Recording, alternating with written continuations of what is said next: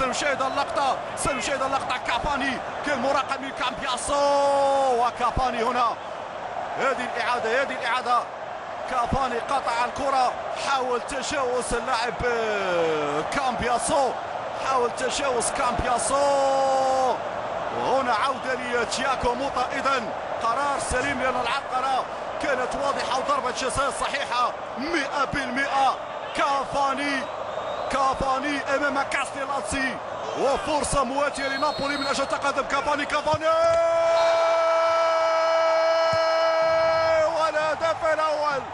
والهدف الأول لنادي نابولي.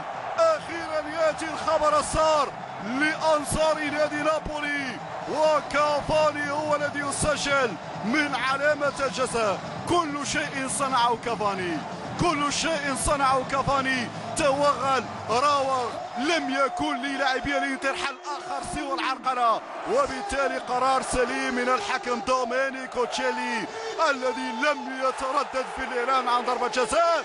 وفي مثل هذه هل تكون رصاصه الرحمه من قدم كافاني؟ جول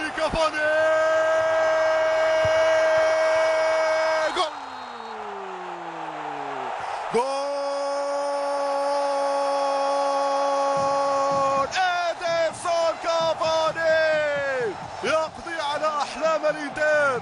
هي رصاصة الرحمة، نعم قلتها قبل أن يصل كافاني لمنطقة الجزاء.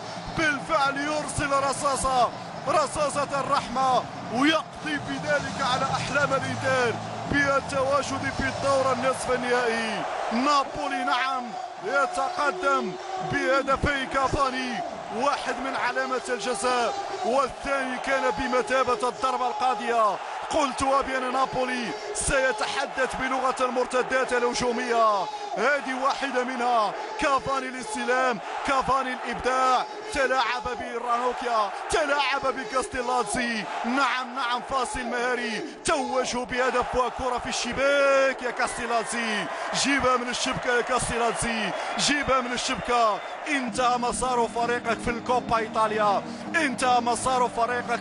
إيطاليا.